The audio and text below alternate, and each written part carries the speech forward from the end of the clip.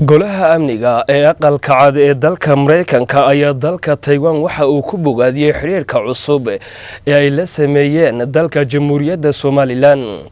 Geesta kalena shabakada wararka ee caanka ee lagu magacaabo Associated Press ayaa iyaduna maqaal ay qortay waxa uu ciwaan uga dhigtay dalka Taiwan ayaa waxa uu ku guuleystay fursad dahabi ah oo xiriir kula sameeyay dalka madaxa bannaan ee Jamhuuriyadda Somaliland. dhowaan ayay ahayd markii si rasmi ah qalinka ugu wada doogeen wasaaradaha arrimaha dibadda ee wadamada Somaliland iyo dalka Taiwan heshiis dhexmari doona wadamadaasi. haddaba golaha amniga ee aqalka cad ee dalka Mareykanka ayaa dalka Taiwan ku bogaadiyay xiriirka ay la sameysay Jamhuuriyadda Somaliland.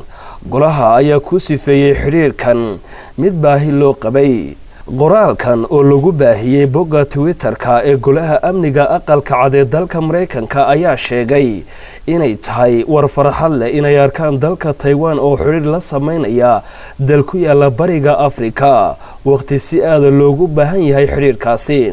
golaha amniga aqalka cad ee dalka Mareykanka waxa uu intaa ku daray in dalka Taiwan xiriir qoto dheer ay la leeyihiin kuna saabsan yahay dhinacyada caafimaadka, waxbarashada, taageero farsamo iyo kuwa kale oo muhiim ah.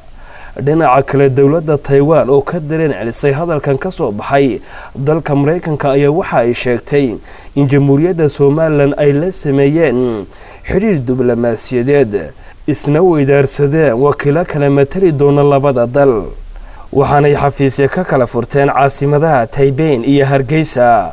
wasaaradda arrimaha dibadda ee dalka Taiwan waxa ay sheegtay in xiriirkan saaxiibtinimo ee Jamhuuriyadda Somaliland uu sababi doono iskaashi dhexmara labada dowladood oo ku qotoma dhinacyada beeraha, waxbarashada, kalluumaysiga, tamarta, farsamada iyo kuwa kale oo muhiim ah. warkan ka soo baxay dalka Mareykanka ayaa waxa ku lifaaqnaa warbixin ay daabacday jariirada Associated Press oo lagaga hadlaya guusha dalka Taiwan oo ciwaan looga dhigay dowladda Taiwan waxay ku guuleysatay fursad dahabi ah.